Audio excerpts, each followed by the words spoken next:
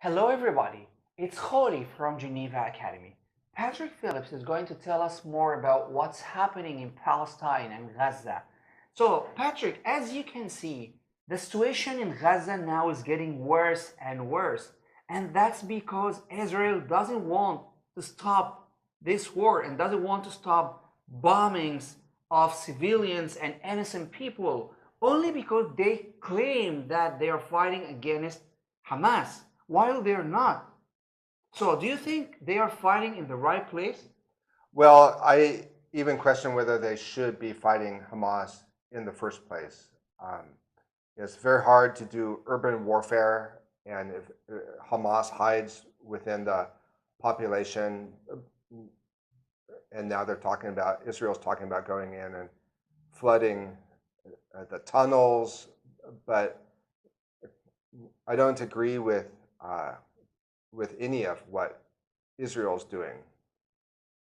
Exactly. So, in your opinion, is Israel fighting against terrorism as they claim? Well, yeah, terrorism and the concept of terrorist, this is relative, and Exactly.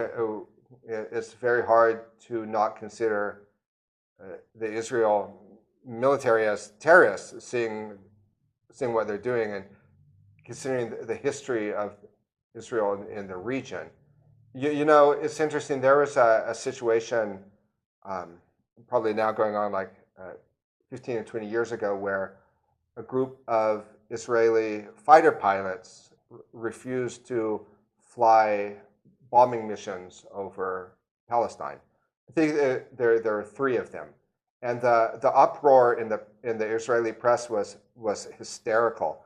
And there was a newspaper writer who had a column in one of Israel's main newspapers who republished the letters of Adolf Hitler, but instead of Jew, he wrote the names of these fighter pilots, and the newspaper editors said that this was a letter that he had received and that he was publishing it, and actually signed it by Hitler's real name because Hitler had changed his name.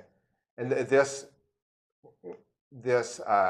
hate mail that was directed against the fighter pilots that wouldn't fly bombing missions over Palestine was actually reprinted in other newspapers. It was picked up in magazines until somebody said, "What the hell is going on?" and drew the publisher's attention to the fact that this was actually Hitler's letter. But it just shows how when we dehumanize the enemy, we become everything that we despise. Exactly. And also, like for me, we can't call those people terrorists because, like, if let's say if I try to invade your house and territory, and you're just defending yourself, so should I call you a terrorist? So Yeah. that's ridiculous. The people of Palestine have no choice now except to shoot themselves out of the world's biggest concentration camp.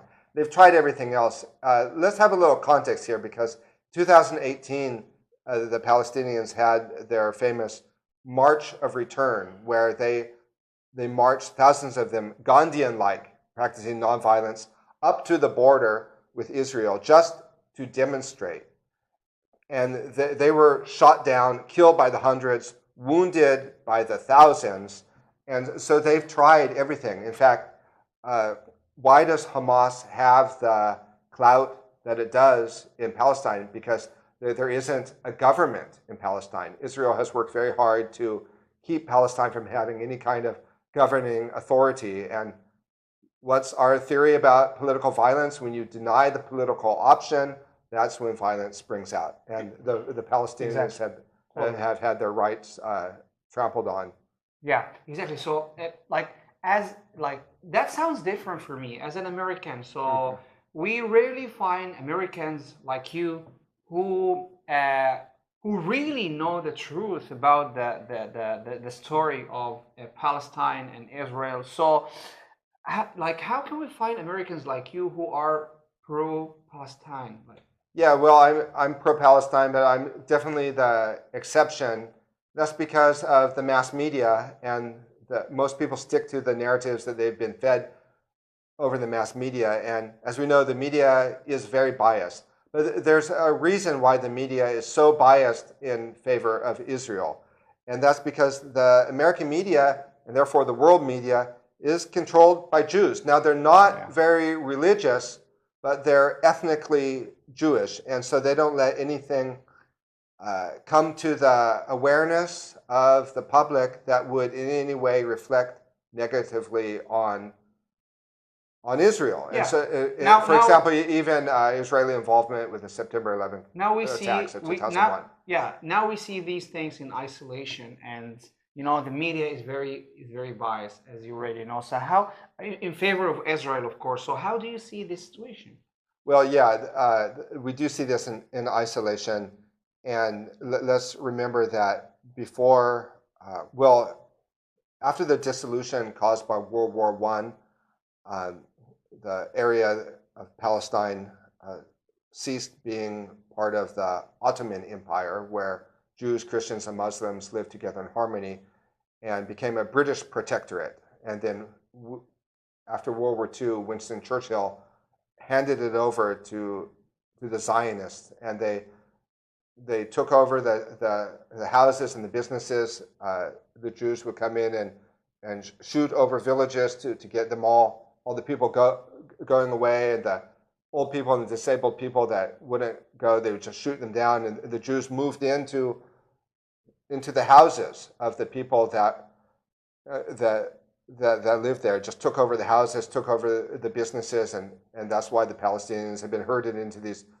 concentration camps. I'm not against Judaism, but the kind of Jews that took over the land, they're Zionists. Exactly. And is the philosophy of Zionism. Exactly. Actually, that was the next question. So looking back on the years, in your point of view, how can you see the history of this area, like from the beginning? Well, yes, just the fact that you had people who lived there. Now they're the grandparents of those who are in Gaza and the West Bank, and they had their land stolen from them. But I just thought of another example of what we would say media bias, and this is a good example of how the media shapes public opinion. About 10 years or so ago, the president of Iran was quoted as saying that he wanted to wipe Israel off the map. And this has been repeated over and over again to try to show that... That was not even true. Yeah, what he said was, he gave a speech and he said, until the Zionist regime occupying Jerusalem is swept from the pages of time. But there was a pro-Zionist group that was doing the translation, and they translated it as wipe Israel off the map. So this is an example of how our ideas about this have really been shaped by the hijacked narratives. But going back to the history, we have to look at the fact that the Palestinians had their land stolen from them. And Israel has only made it worse by continuing to occupy and push for more and more. Exactly. So, and the United Nations actually has ruled in favor of the Palestinians. No, we're not saying that now at this point after the fact that we want Israel to give up the land, but at the very least they should. For me, that's too late actually. But finally, Patrick, so what would the solution be in your opinion? Yeah, the solution is just what the United Nations stated many decades ago: is Israel needs to get out of Jerusalem, Gaza, and the West Bank.